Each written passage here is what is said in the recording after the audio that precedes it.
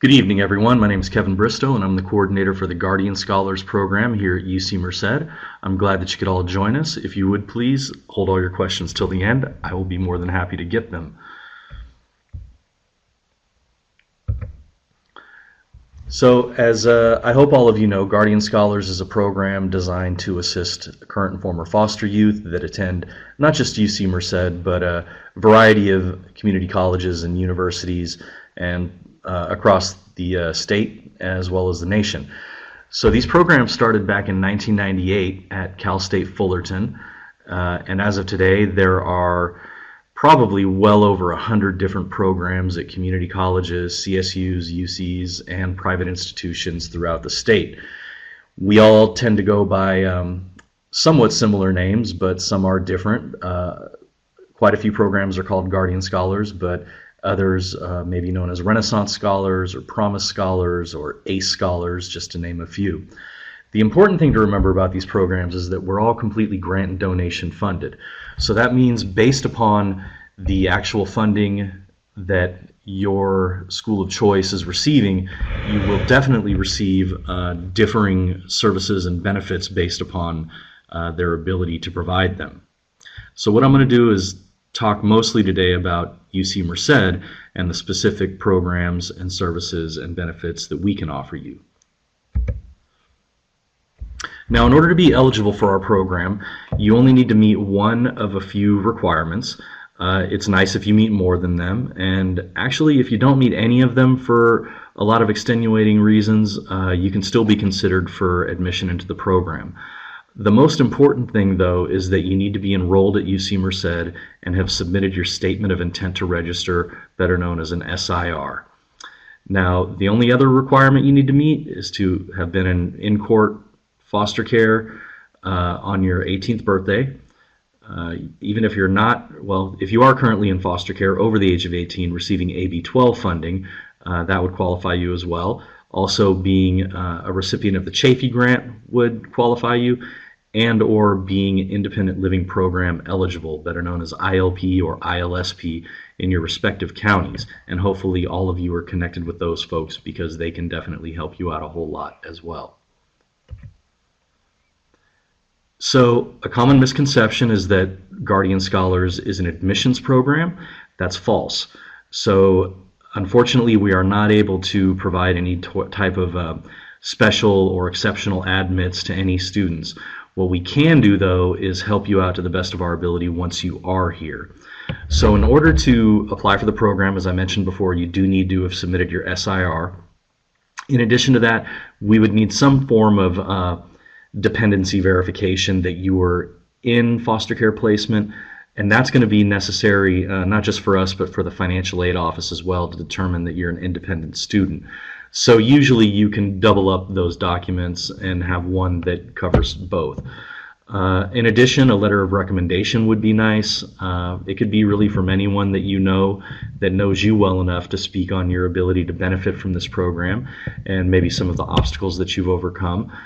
And then finally, just a personal statement, which is very simple, 2-page, double-spaced, just a self-reflection on whatever your experience in foster care or the child welfare system, how it may have influenced your decision to pursue higher education, or maybe it's changed your career goals, or it's had an influence on just who you've become as a person.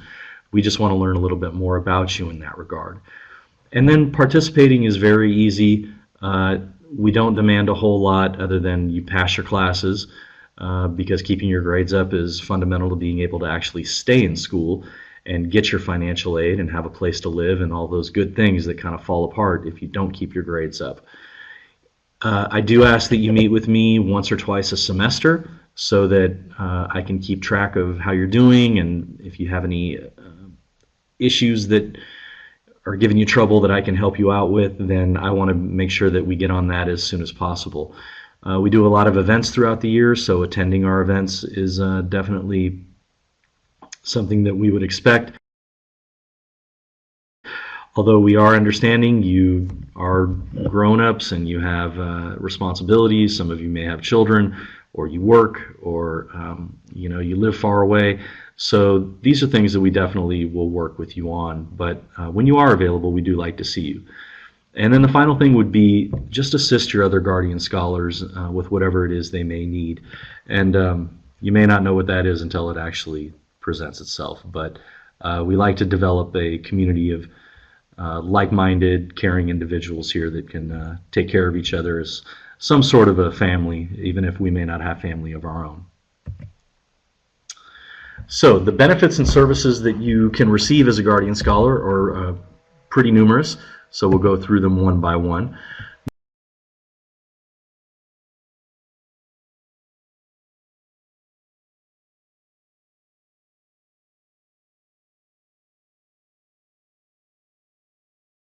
Number one, you'll have a private orientation with myself, and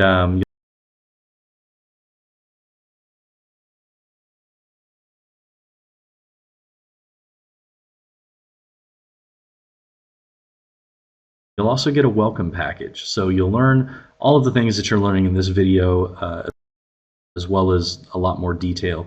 And then we work with our university friends circle to put together some move-in packages for you guys that can kind of help you get settled in your dorms.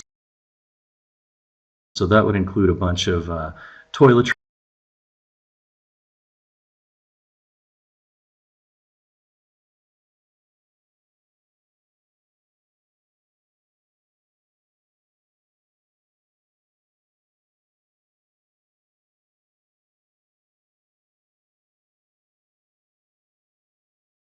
and school supplies and personal items to help you get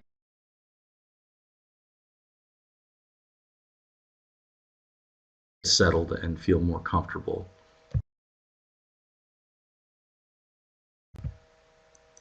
We also provide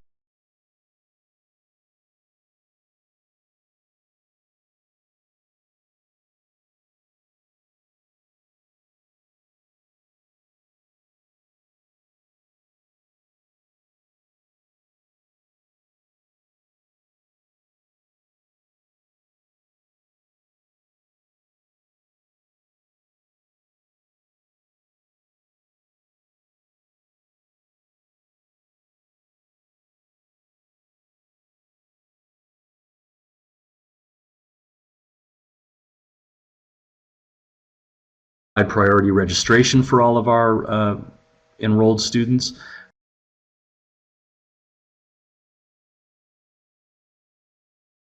which basically means that you get to register for your classes before everyone else, which may not seem like a big deal in high school because all of your classes are picked out for you and you don't really have a lot of say outside of maybe an elective on what you get to take.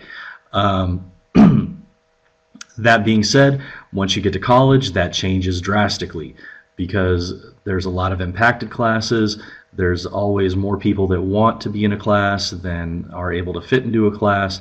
Some classes are only offered once a year or once every other year, and some of those classes you may need to be able to graduate, and if you miss that opportunity, it may delay your graduation, which in turn will waste your time and cost you a lot more money in the long run. So this is a huge benefit, and not very many people on campus get this privilege. The other thing that you get is priority year-round housing, which should not be compared, or confused I should say, with free housing. Now you will get a sizable financial aid package that will help you pay for housing and your food and your books and your classes. But the most important thing is that unlike a lot of other campuses, we're not going to kick you out during the summer break or the winter break or the spring break or any break that we would normally close down. Now, that isn't to say that campus doesn't close down, because it does, but we're just able to make sure that you have accommodations in the dorms or in off-campus housing, apartments, a hotel, whatever it may be, and we'll make sure that you have adequate food accommodations for yourself. So that's a big bonus. A lot of foster youth need to go back home or end up actually homeless during their breaks, so that's something you won't have to worry about here. Now there's also, as I mentioned, a lot of financial aid available to you. For those of you receiving AB 12, you know that's a sizable check that you get every month that hopefully you're being really responsible with and saving or investing or spending wisely. In addition to that, you'll definitely get a Pell Grant, most likely a Cal Grant. Some of you may or may not get a Chafee Grant depending on your eligibility and the availability. And then UC Merced itself has a ton of scholarships that you can apply for, and it's really simple because it's a one-stop shop application that enters you for all of the scholarships mentioned. So definitely check out that webpage, and if you have any questions about that, I can answer them at the end. We also provide free tutoring for all of our students, and this isn't exclusive to Guardian Scholars. This is for all students at UC Merced. We have the Peer Assisted Learning Support Program, which is housed in the Bright Success Center, which is also where Guardian Scholars is housed. And in addition to that, we also have STEM tutoring. And for those of you unfamiliar, STEM stands for Science, Technology, Engineering, and Math. And that is put on by a different department, but it is also very useful and free to all of you. In addition to that, Guardian Scholars will get textbook assistance. Right now, the amount for that is about $250 per year, which may sound like a lot, but once you get to college and you realize that the average textbook is anywhere from $100 to $200, it's not as great as it could be, but it's definitely better than nothing, and you guys are going to get it, and nobody else does. So we've also got a lending library in our offices that where we recycle books, and you're able to come in, and they're listed online so that you can check to see ahead of time if we have what you need. You can place a reservation on it, and you just come check it out for the semester and then bring it back when you're done. It doesn't cost you anything. Also, not specific for Guardian Scholars, but definitely something that you guys may or may not be interested in, is psychological counseling. I'm sure several of you in the past have either gone through some sort of therapy voluntarily or involuntarily, and you may have had a great experience. A lot of you may have had a negative experience. The important thing to remember about this point in your life is that you're now an adult, and any counseling you do is completely voluntary and it's completely confidential. So it's not something that you're going to have to worry about them telling me or telling your professors or telling your foster parents or anything like that.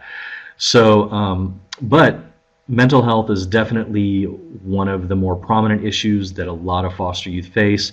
Most of us having dealt with some sort of trauma, either physical, emotional, sexual, all of the above.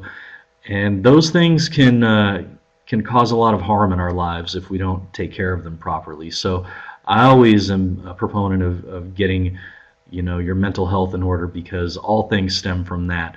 And if you're not in a good place in your own mind, then you may not be able to be in a good place. You probably won't be able to be in a good place academically. And we want to make sure that that's our prime directive for you. Another thing we offer is Explore the Valley, which is just a fancy way of saying field trip. And every semester we take a trip somewhere in the larger San Joaquin Valley, and mostly to expose you all to things that you haven't seen before or done before. So that changes from semester to semester, and we always look for student input on the next adventure. We also have an official Guardian Scholars Club, which is comprised of our actual Guardian Scholars as well as other members of the campus community. And it's a club that is run and organized, and everything is done by the students. So, you are really encouraged to join that club. They do fundraisers, they do volunteer work, and this is our first year getting it going, so we're definitely expanding. And you could even be a club officer if you wanted to run for an election. So encourage you to get involved with that. But there's also a ton of other clubs on campus that you may or may not be interested in, and you can check those all out through the Cat Life website. The Bright Success Center in general offers a ton of workshops throughout the semester, but we're not the only ones. Almost every department on campus offers a variety of workshops. Most of the workshops that we put on are centered around becoming more confident, independent, and prepared for college and beyond. So we're looking at things like note-taking skills, study skills, maybe money management, how to talk to your professors during office hours, how to prepare for exams, how to search for a job, how to look for a career after college. So you get the general idea of it.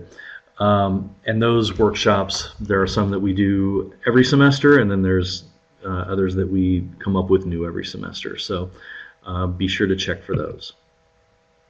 We also have a resource guide that's posted on our website in a PDF format, but as you become a Guardian Scholar, you will get a hard copy of it for your use, and it's got helpful information on everything from unemployment and getting your electricity turned on, and food banks in the area, dental work, just anything that could be of use to you that is generally low cost or no cost.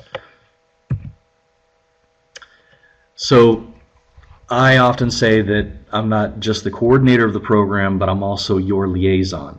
And liaison is just a fancy French word for middleman. And what I do is I have connections in all the departments on campus, whether it's housing or food service or admissions or financial aid. I'm the person that you would hopefully come to first if you're having an issue in any of those areas, because my pre-established relationship with those folks will allow me to get your problem solved a lot quicker.